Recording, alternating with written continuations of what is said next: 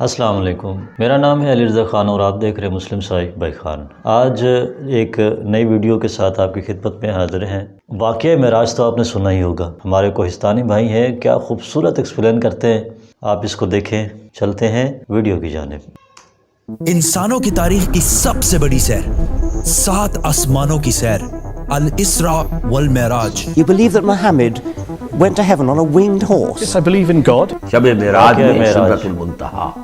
یہ اتنا عظیم سفر مکہ میں رسول اللہ صلی اللہ علیہ وسلم کی زندگی کے سب سے مشکل اور سخت ٹائم میں ہوا۔ پہلے آپ صلی اللہ علیہ وسلم کا بائیکاٹ کیا گیا، پھر آپ صلی اللہ علیہ وسلم کے دل کے سب سے قریب لوگ حضرت ابو طالب اور حضرت خدیجہ رضی اللہ تعالی عنہا کی وفات، پھر طائف میں آپ صلی اللہ علیہ وسلم کو اتنے پتھروں سے مارا گیا کہ جوتے خون سے بھر گئے۔ اینڈ ٹو ٹاپ دیٹ، مکہ میں آپ صلی اللہ علیہ وسلم کی سٹیزن شپ بھی ختم کر دی گئی، اور جب آپ صلی اللہ علیہ وسلم مکہ میں کسی اور کی پناہ میں رہ رہے تھے، اللہ نے اسی سب سے مشکل ٹائم آپ صلی اللہ علیہ وسلم کو انسانوں کی تاریخ کی سب سے بڑی سیر کرائی، 7 آسمانوں کی سیر۔ A journey like none before.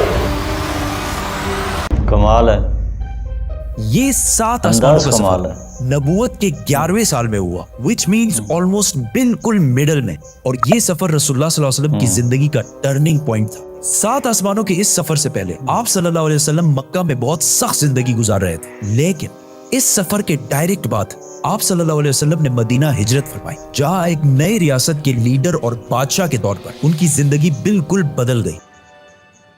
ایک دن مکہ میں آدھی رات کو جبرائیل علیہ السلام آپ صلی اللہ علیہ وسلم کو براق پر مکہ سے جروسلم بیت المقدس کی طرف لے گئے۔ یہ براق نام برق سے نکلا ہے، جس کا مطلب ہے لائٹننگ، اور ہو سکتا ہے اس کا یہ نام اس کی لائٹننگ سپیڈ کی وجہ سے اس کو ملا ہو۔ بیت المقدس میں آپ صلی اللہ علیہ وسلم نے سارے پیغمبروں کی امامت کی، اور وہاں سے جبرائیل علیہ السلام کے ساتھ آپ صلی اللہ علیہ وسلم پہلے آسمان کی طرف روانہ ہوئے۔ پہلے آسمان کا دروازہ ان کے لیے کھولا گیا، اور یہ دروازہ ہمارے دروازوں جیسا نہیں تھا۔ پہلے آسمان میں آپ صلی اللہ علیہ وسلم کی ملاقات آدم علیہ السلام سے ہوئی۔ ان کے رائٹ سائڈ پر جنت کے لوگ اور ان کے لیفٹ سائڈ پر جہنم میں لوگ تھے۔ آدم علیہ السلام یونیورس کے پہلے انسان تھے، اور دنیا کے سارے انسان انہی کی اولاد ہیں، اور آدم علیہ السلام کا ذکر قرآن میں 25 دفعہ ہوا ہے۔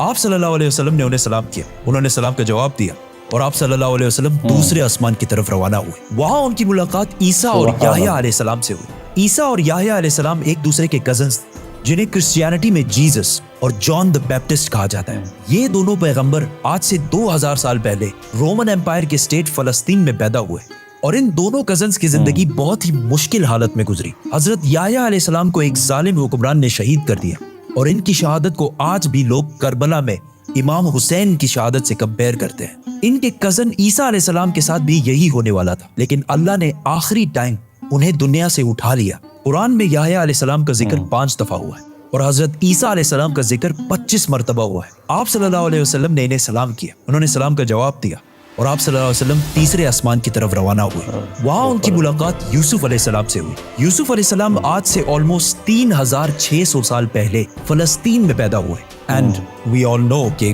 کیسے وہ وہاں سے ایجپٹ، جو اس زمانے کا سپر پاور تھا، اس کے وائس رائے مطلب بادشاہ کے بعد سب سے طاقتور وزیر بنے۔ یہ ایسے تھا کہ آج کوئی یو کے کا پرائم منسٹر بنے۔ یوسف علیہ السلام کا ذکر قرآن میں 27 مرتبہ ہوا ہے، اور یہ واحد پیغمبر ہے جن کی ڈیٹیلز قرآن میں بائبل سے بھی زیادہ ہے۔ آپ صلی اللہ علیہ وسلم نے انہیں سلام کیا، انہوں نے سلام کا جواب دیا، اور آپ صلی اللہ علیہ وسلم جبرائیل علیہ السلام کے ساتھ چوتھے آسمان کی طرف روانہ ہوئے۔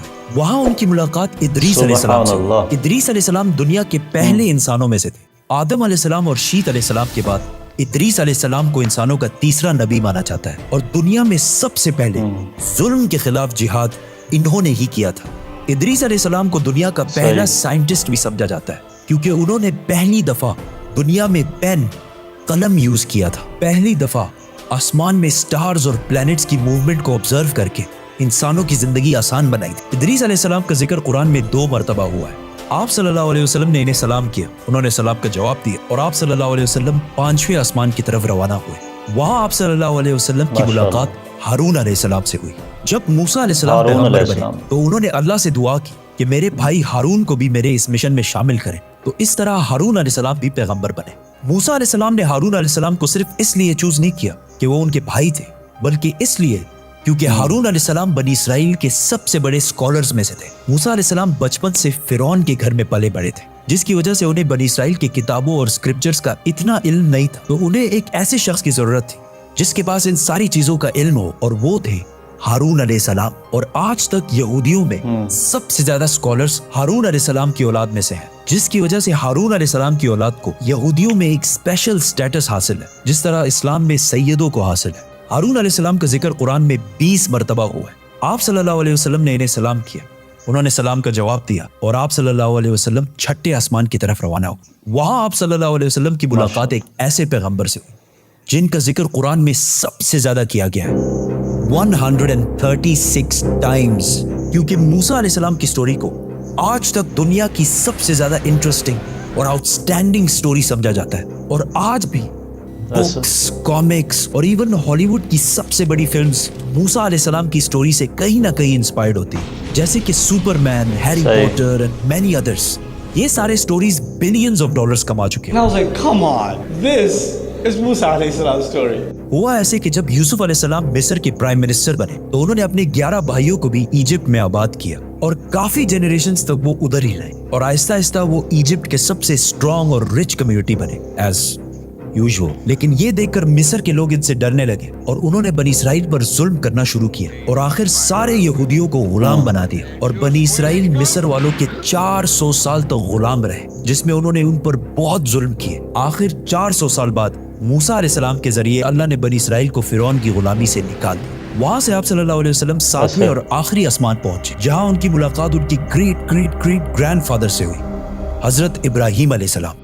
पिछले हजारों साल से दुनिया के सबसे बड़े रिलीजन्स एब्राहमिक रिलीजन्स रहे हैं, और आज भी दुनिया की 60% आबादी इन्हीं एब्राहमिक रिलीजन्स को फॉलो करती है। और हर दिन 5 वक्त की नमाजों में मुसलमान इब्राहिम अलैहिस्सलाम के लिए स्पेशल दुआ करते हैं। इसके बाद आप सल्लल्लाहु अलैहि वसल्लम सिदरतुल मुंतहा के पास पहुंचे।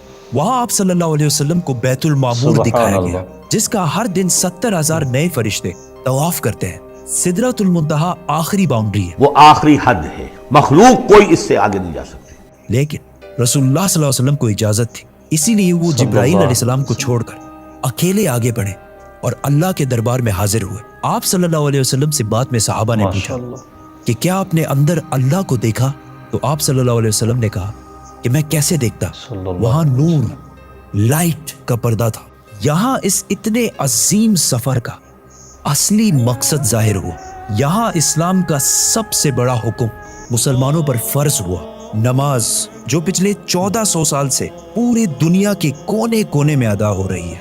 इससे पहले नमाज फर्ज नहीं हुई, क्योंकि मक्का में मस्जिद बनाना इम्पॉसिबल था। लेकिन आसमानों के इस सफर के बाद मुसलमानों ने मदीना की तरफ हिजरत की और वहां इस्लाम की पहली मस्जिद बनाई, और इसी नमाज की वजह से मदीना में एक ऐसी डिसिप्लिन्ड और मजबूत कम्युनिटी बनी, जिसने आगे जाके कुछ ही सालों में रोमन और पर्शियन एम्पायर, 2 बड़ी सुपर पावर्स को फतह कर लिया। उस वक्त आप सल्लल्लाहु अलैहि वसल्लम पर 50 नमाजें फर्ज हुई। जैसे ही आप सल्लल्लाहु अलैहि वसल्लम वहां से रवाना हुए, उनकी मुलाकात मूसा अलैहिस्सलाम से हुई।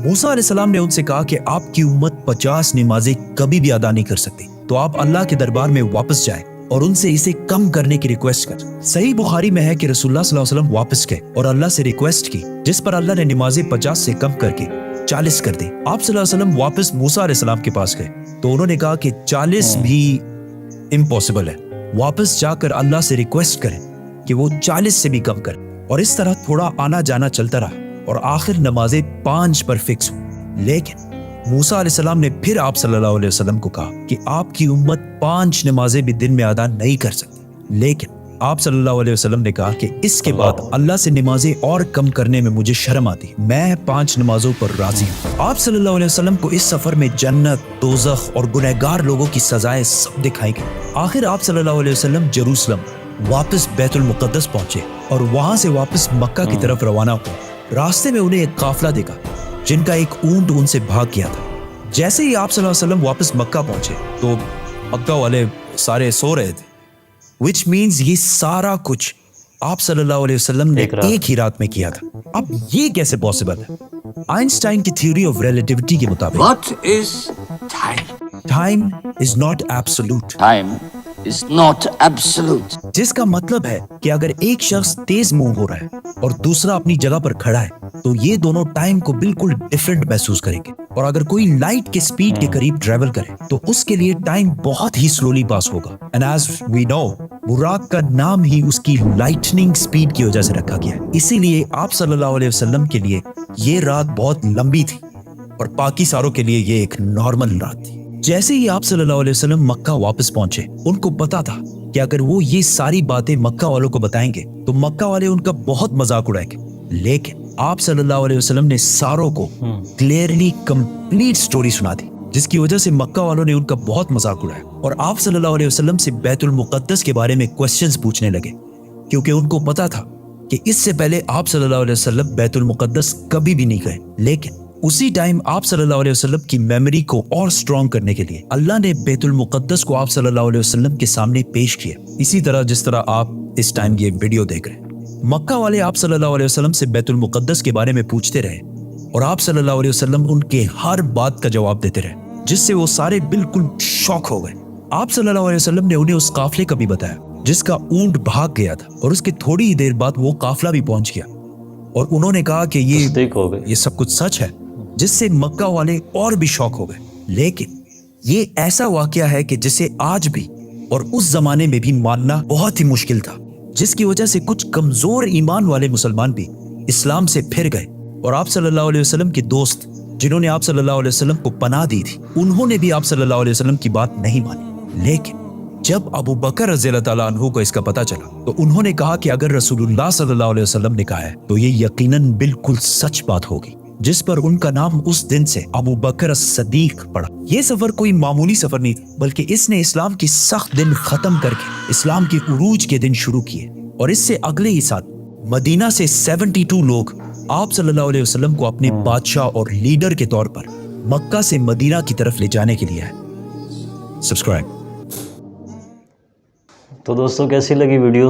वाक़या मेराज हकीकत में एक ऐसा वाक़या है कि जो एक ही रात में रूनुमा हुआ। कुरान मजीद की ये आयत आप पढ़ लें। बाबरकत है वो ज़ात जिसने एक ही रात में अपने बंदे को मस्जिदुल हराम से मस्जिद अक्सा तक की सैर कराई। ये वाक़या मेराज यकीनन किसी मौजज़े से कम नहीं। और अगर वीडियो अच्छी लगी है तो लाइक करें, और अगर आप चैनल पर न्यू हैं तो इसको काइंडली सब्सक्राइब करना मत भूलिएगा और इस वीडियो को अपने दोस्तों के साथ शेयर करें। मिलते हैं नेक्स्ट वीडियो में, तब तक के लिए दीजिए इजाज़त।